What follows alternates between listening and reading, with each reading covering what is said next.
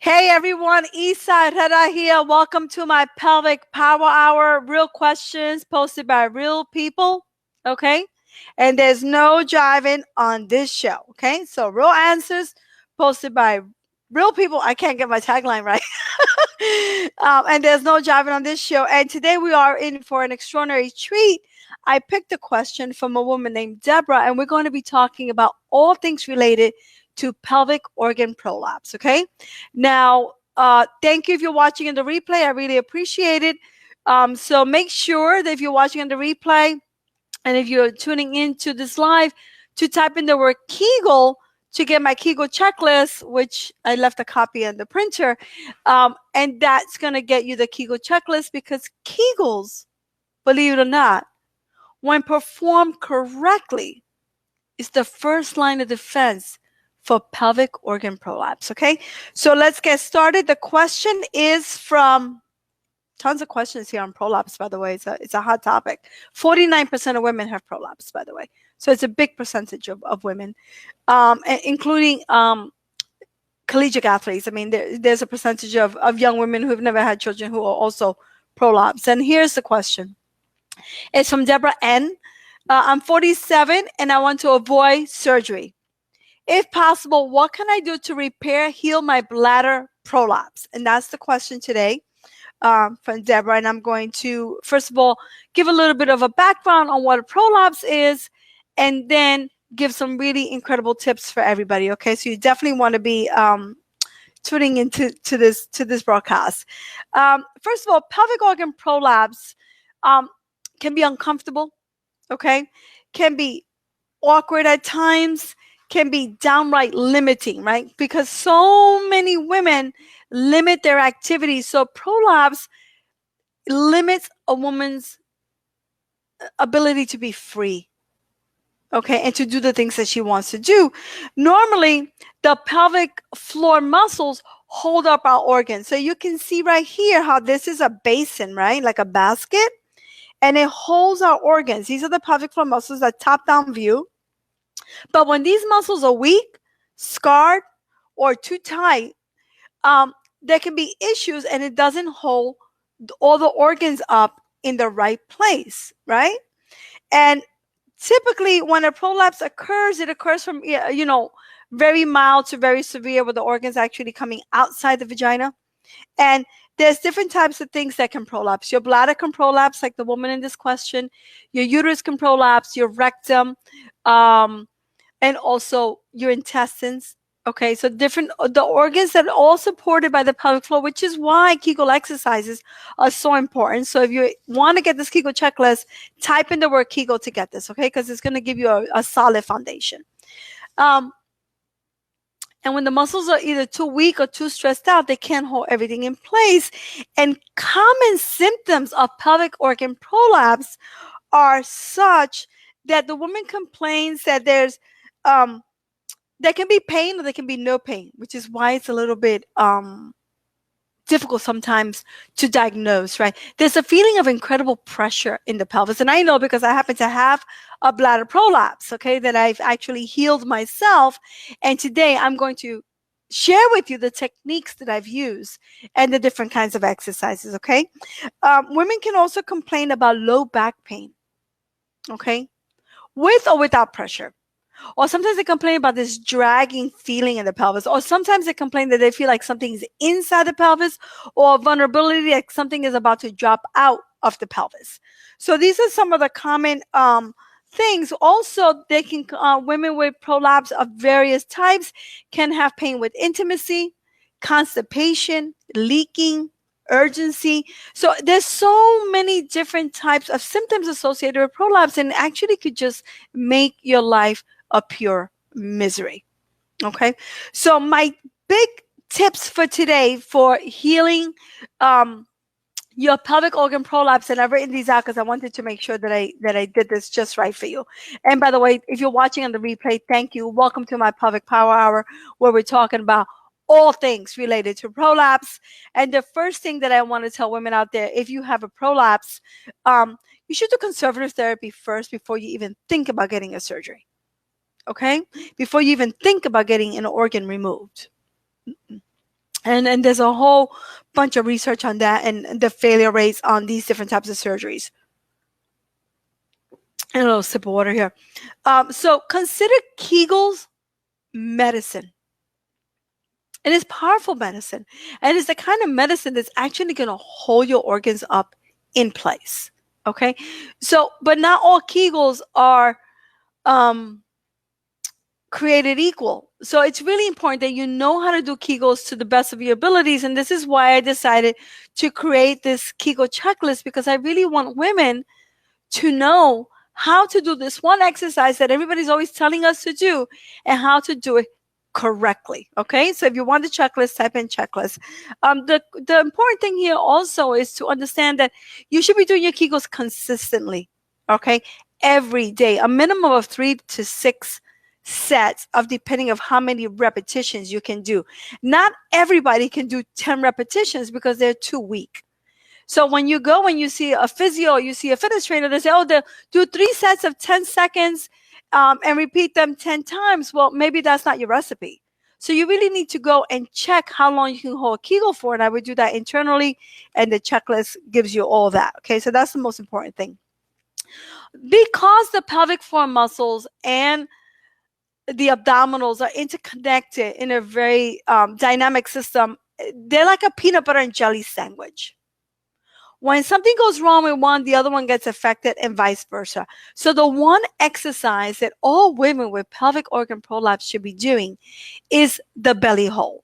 Now, I was just reading up in Reader's Digest, so I'm going to share that link with you because you definitely need to read this article, but I'm going to give you the lowdown on this. So first I talk about Kegels. Now I'm talking about transverse abdominal holds, which basically all that is, as you exhale, do it with me together here. As you exhale, you bring your belly button gently towards your spine, but you don't want to be gripping that belly button all the way back to your spine because that's going to make your prolapse worse. Okay, and that's a recipe that I see everywhere on the internet, and they are wrong. Okay, you want to bring your belly button towards your spine as you exhale, and then up towards your heart. So it's sort of like a lifting technique, and then you want to hold that, if you can, for 5 seconds and repeat 5 to 10 times depending on your fitness level, right?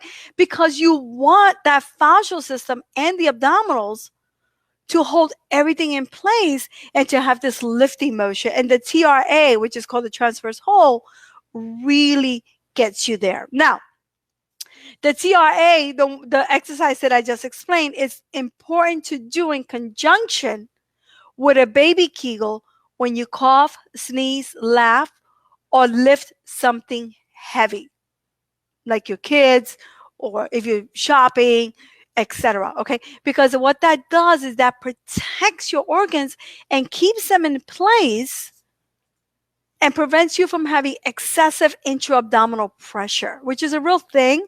And when there's a lot of pressure, then the organs can descend more into the pelvis. Okay, so to reiterate, to recap, the first tip was do your Kegels, get my checklist, because that's how you're really going to learn how to do them correctly. The transverse abdominal hold, which is an abdominal exercise where the belly button comes into the spine and up towards the heart, and you hold it. And when you couple that exercise with a baby Kegel, that's called a pelvic brace. And when you cough, sneeze, laugh, or lift something, you need to protect your organs. And you protect them by doing a pelvic brace. Okay, so that's actually tip number 3. I'm actually giving more tips. Hey, there you go. Okay, now, what I really want women to consider, seriously consider, before doing any kind of surgery or any kind of invasive therapies, is to consider a pessary. And what a pessary is sometimes made out of silicone that you can put inside the pelvis to hold everything up. Okay, and it brings tremendous amount of relief. It really does.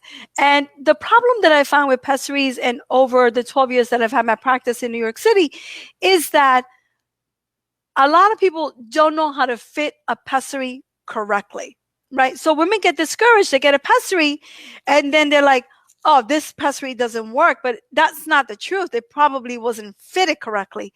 So what happens with pessary fittings is that you may have to go multiple times to your MD midwife, before you get the right fit.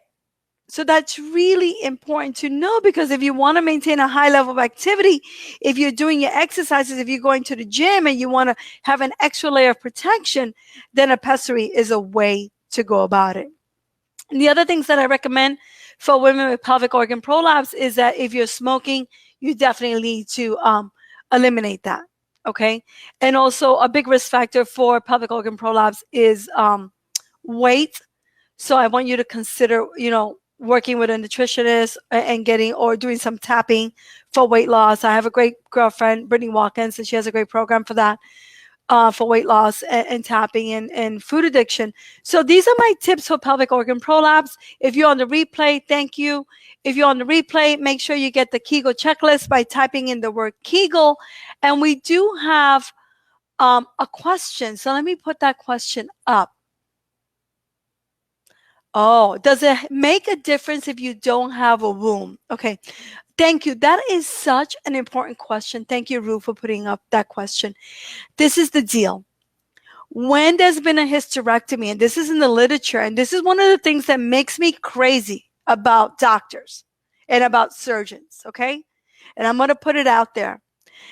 There's such thing as called informed consent and risk versus benefit. And what a lot of women don't know is when there's no uterus, when there's been a surgical removal of the uterus, a hysterectomy, their risk for prolapsing increases dramatically because the integrity of the system has been disrupted. So yes, it does make a difference. You have to work harder if you've had a hysterectomy. You really got to do the core. You got to do the pelvic brace. You got to do your Kegel exercises. You have to do a program like my program, which is the Female Pelvic Alchemy program. And I'm going to put the link up there because that's a really deep program that hits all different kinds of things. So I'm really appreciative of that question, because sometimes they'll do a hysterectomy because the woman has a uterine prolapse, but then they neglect to tell the women that they are at a higher risk for prolapsing their vaginas and their bladders and their rectums. So, now we know, okay? The main thing is to really think of your pelvic floor muscles, these muscles right here, as any other muscle in your body. I actually had a call with a friend today, and she goes to the gym all the time, and she's working on her body, spending hours at the gym. She looks great, but she's not working the most important and strengthening and doing pelvic massages to the most important muscles in the female body, which is the pelvic floor muscle. So it's this thing, you go to the gym and you're doing the best that you can and you're doing everything. And by the way, if you're at the gym, you have to use that pelvic brace when you're lifting your weights. Okay, that's a big tip. But she's not working out the most important muscles in her female body, which is the pelvic floor muscle. So I find it really interesting that as women, we'll go to the gym to make our external look really beautiful. But when it comes to really going in and working the pelvic floor muscles, we're not doing that. And that's what this show is all about. This is my Pelvic Power Hour, real answers to real questions posted by real people. I want to thank everyone who tuned in, everyone who's watching on the replay. I hope that the information I provided for you is helpful. I want to thank Deborah for submitting this question, because this is a big problem. In the United States alone, we have 49, half of the women have a pelvic organ prolapse. That's a lot of women. And there's natural ways to heal that. Thank you so much, everyone. This is Isa Herrera from pelvicpainrelief.com. Don't hesitate to put questions down there. Share this with your friends. If you really like this topic, share this with your girlfriends. I think it's super important to share it so that other women know how to care for themselves. Okay. Is there anyone else with questions out there? I know I have some people watching it because I can tell the different viewers, but any other questions out there? Okay, so I guess I did a good job. If there's no questions, I've sort of like, I think that's always, sometimes I love the questions, sometimes not too many people have questions. Anyway, I'm going to be sending this out to my tribe. It will also be on Facebook. Thank you again. Isa Herrera here from pelvicpainrelief.com. Real answers to real questions posted by real people, and there's no jiving on this show. Have a wonderful day.